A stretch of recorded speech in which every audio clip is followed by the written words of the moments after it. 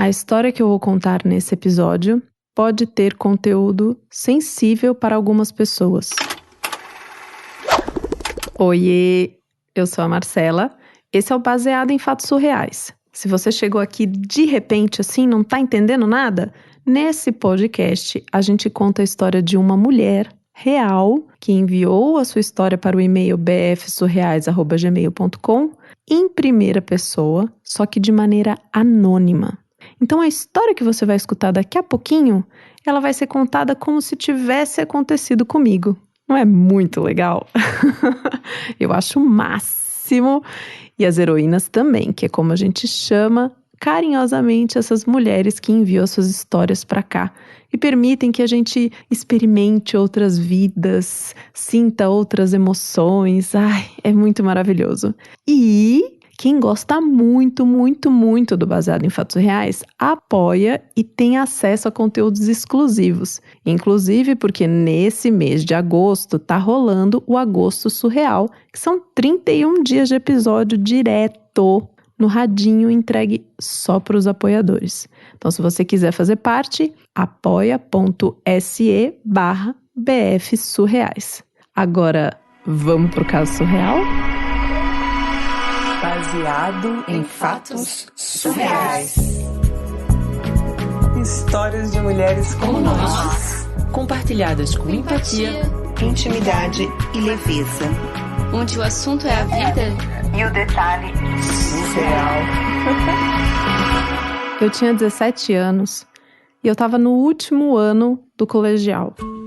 E eu tinha o privilégio de estudar numa das melhores escolas da cidade, assim. Era uma escola muito boa mesmo. Eu agradeci a minha mãe todos os dias por isso. Só que a gente teve uma questão e ela me falou que ou eu arrumava um emprego para ajudar nas contas da casa, ou ela ia ter que me tirar da escola, porque, enfim, não ia ter como pagar tudo. Só que no terceiro ano, a escola era período integral. Ou seja, eu ia para a escola e tinha as aulas de manhã, e na parte da tarde tinha uma série de atividades e reforços. Não tinha a menor condição de arrumar um emprego. Aí, eu fui conversar com um dos diretores da escola, né? A escola tinha um grupo diretor, assim, de alguns professores, e eu fui conversar com um deles e explicar a minha situação, porque, na verdade, eu queria que ele me liberasse das aulas na parte da tarde para que eu pudesse trabalhar. Então, eu ia fazer aula de manhã e à tarde trabalhava. Aí ele me falou assim, vou fazer melhor. Você vem, assiste às aulas, você vem e faz as atividades na parte da tarde e no restante do período até as 10 e pouca da noite, que é a hora que a secretaria fica aberta, você trabalha na secretaria.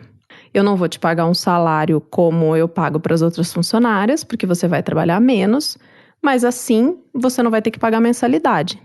Eu achei genial, achei maravilhoso e topei a proposta dele, né? Claro, fui para casa, contei para minha mãe, toda feliz, porque afinal de contas, eu ia continuar estudando na mesma escola, eu ia continuar perto dos meus amigos e eu ia ter a oportunidade de ajudar a minha mãe. Eu só via vantagens nessa situação. E assim começou. E era uma rotina, assim, puxada. Porque imagina só, das 7 até meio-dia e pouco ali, aula. De terceiro colegial, né, gente? Que é pré-vestibular. Aí vinha um intervalinho pro almoço, aí já vinham as atividades da parte da tarde, e em seguida eu já emendava o trabalho na secretaria. Era super puxado e óbvio que eu nem tava, assim, arrasando nas notas, nem tinha como, sabe? Eu tava fazendo o que era possível ali. Inclusive, assim, alguns dias eu chegava a ficar um pouco faminta, porque eu não tinha grana para poder levar lanche todos os dias. Então, tinha dia que eu ficava horas lá e às vezes não me alimentava o suficientemente bem. Chegava até a ficar com dor na barriga, sabe? Inclusive, assim, só para você entender um pouco como que era a minha relação com a escola, com as pessoas e tal, a coordenadora, que nem tinha ligação com os diretores, assim, direta, nada, numa das vezes que me viu com dor de estômago, de fome e tal, abriu uma conta para mim na cantina e me fez prometer que toda vez que eu tivesse com muita fome, eu ia lá e ia pegar alguma coisa para comer e que já estava pago. Ela fez essa gentileza porque ela viu que era uma questão de necessidade e que, enfim, eu estava me esforçando bastante para garantir aquela escola e o trabalho e tudo mais. E assim seguiu. E acontece que eu fui criando um vínculo com as outras meninas que trabalhavam na administração ali, na secretaria da escola, né? E algumas vezes, entre uma atividade e outra, eu passava pela secretaria e a gente conversava, né? E conversava bobagem, sei lá, às vezes dava risada, coisa nossa, sabe? Nada demais, assim. E na secretaria tinha um vidro, assim, que dividia, sabe, guichê? Bem cara de guichê mesmo, assim, tipo do metrô, ou de uma loja, ou quando você vai comprar passagem de ônibus, que tem um vidro que separa ali a pessoa que tá do lado de dentro e você que tá do lado de fora, uma coisa meio de proteção, sabe? Então, tinha esse vidro no balcão, e eu, nessa ocasião, né, eu tinha me debruçado um pouco nesse balcão para poder alcançar o buraco do vidro, assim, que tinha na parte de baixo, e poder falar uma coisa para as meninas que estavam do lado de dentro, né? Eu estava fora da aula, não estava trabalhando, eu queria contar um negócio para elas e não queria falar alto, porque tinham pessoas passando e tal, enfim.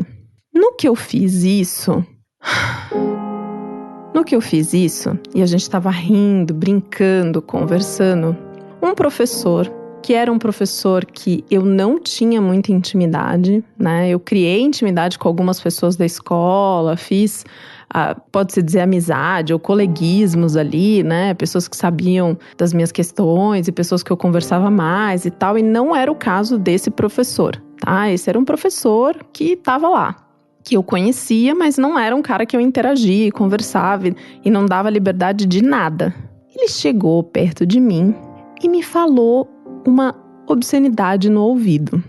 Foi algo tão chocante pra mim que eu não consigo nem me lembrar hoje, tá? Eu não consigo lembrar exatamente a frase que ele falou. Eu lembro que era alguma coisa que queria dizer assim: se meu pau já tá duro agora, imagina na hora que você sentar nele. Era essa a intenção que estava por trás. E eu tava rindo com as meninas da secretaria. Só que na hora que ele me disse isso, deu um pane. E eu comecei a rir. Mas ri muito, muito mesmo. E não era um riso de alegria. E eu não tava curtindo o que ele tava me falando e entrando na brincadeirinha. Eu comecei a rir de agonia, de nervoso, de desespero. Porque eu levei um choque com aquela situação. E aí eu comecei, no meio dos risos, você sabe quando uma pessoa cai na risada, que às vezes ela tá rindo, chorando, e às vezes ela tenta falar e ela não consegue, e eu tava nesse momento pedindo para que as meninas da secretaria abrissem a porta, porque eu queria entrar e sair dele, porque ele tava tentando me puxar. E elas demoraram, acho que elas acharam que eu tava brincando, enfim, eu só sei que ele teve tempo de me pegar, me levar até a sala dos professores, que era do lado, e fazer que ia me sentar no colo dele. E eu me debatendo e rindo ao mesmo tempo. Rindo de nervoso e me debatendo e pedindo por ajuda. E ele era grande, enfim, foi difícil eu me desvencilhar dos braços dele e sair de perto e conseguir nesse momento, porque elas acharam estranho quando viram ele me pegando no colo e me levando para a sala dos professores, aí elas abriram a porta da secretaria e eu consegui entrar na secretaria e contar o que tinha acontecido. Só que ainda eu tava chorando e rindo ao mesmo tempo, e aquele nervoso, aquela coisa horrorosa acontecendo. Eu consegui me desvencilhar, aí consegui entrar na secretaria. Na hora que eu tava ali na secretaria chorando e contando e rindo, tudo ao mesmo tempo, porque era aquele riso de nervoso, eu percebi que eu tinha feito xixi nas calças. Eu me urinei todinha no momento em que esse professor me pegou no colo e foi tentar me colocar no colo dele, sentada no colo dele. Aí, uma colega foi até uma loja, comprou uma calça, me deu para vestir. Eu me sequei, me limpei, enfim, assumi aquela dívida que era uma coisa pesada para mim. Voltei para a aula. Quando eu cheguei em casa, contei para minha mãe a situação. E a minha mãe falou: isso não é certo, não pode ser assim. A gente vai marcar uma reunião e vai conversar lá na escola o que foi que esse professor fez. E aí nós marcamos essa reunião com a diretoria da escola, eram 5 diretores, se não me engano. Tinha aquele que tinha conversado comigo e oferecido o trabalho, e tinha esse outro que tinha cometido esse abuso comigo. E no dia fomos eu, minha mãe e meu padrasto. E olha, foi a coisa mais horrível do mundo. Porque aqueles 5 diretores trataram a gente como se nós fôssemos crianças e assim, como se a gente fosse idiota. Não é criança, porque nem criança a gente trata desse jeito. Era como se a gente fosse idiotas. E a gente saiu dali sem que esse professor fosse demitido e como se eu tivesse inventado uma história. Ou seja, eu era culpada por aquilo tudo. Eu segui estudando na escola. Era uma escola muito boa. Mas eu passei a ouvir de alguns outros diretores e professores e pessoas indiretas sobre mentira, sobre confiança, sobre calúnia. Foi uma coisa horrível. Até que veio a gota d'água. Desapareceram R$350 do caixa da secretaria. E não era a primeira vez que desaparecia dinheiro ali não, tá? Já tinha acontecido outras vezes, desde que eu comecei a trabalhar, e a moça que trabalhava na contabilidade ia lá, tirava do bolso dela e colocava de volta, para evitar problemas. Porque ela tinha certeza que ia ser muito complicado acusar qualquer um daqueles 5 diretores. Então ela resolvia aquele negócio. Ela sabia que no final do dia aquilo ia sobrar para algum funcionário, sabe? Pois é. E dentre todas essas acusações de calúnia, falsidade, etc., quando sumiram os tais R$350, um dos diretores começou a dar muitas indiretas de que eu tinha roubado aquele dinheiro. Porque ele dizia, tem pessoas que nem trabalham tanto, que não recebem muito, que não sei o quê. E aquilo para mim foi o fim. Foi o fim porque ser acusada de roubar dinheiro, depois de tudo que tinha acontecido, eu não consegui nem voltar para a escola no dia seguinte. Eu simplesmente desapareci por uns dias. E fiquei em casa e disse para minha mãe, eu não vou voltar lá. Não vou, não quero, não posso. Não sou obrigada. Acontece que eu precisei voltar. Precisei voltar para pegar histórico, me despedir das minhas amigas, fechar a matrícula, todas essas coisas. A minha mãe foi comigo. Eu precisava dela nesse momento. E depois ela me matriculou num colégio público. Eu terminei o colegial.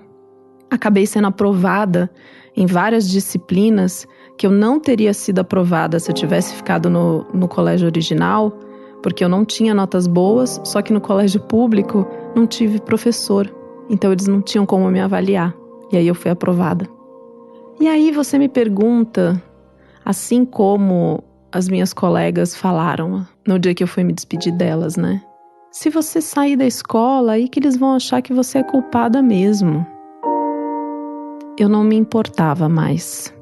Eu só queria ficar muito longe de todo aquele lugar e de todas as memórias do que aconteceu lá.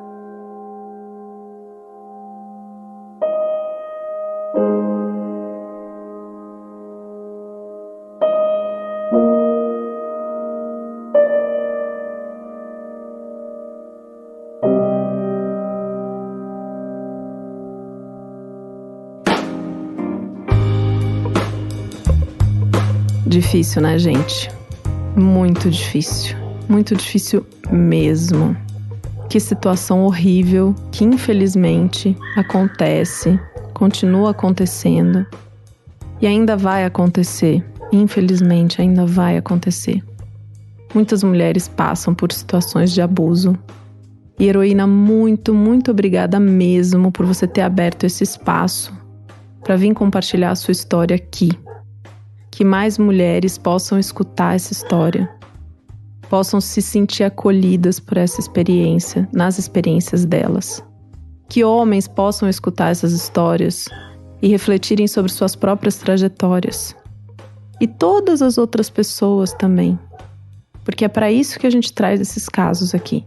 Para a gente honrar a história da heroína e para a gente refletir sobre as nossas próprias ações e julgamentos.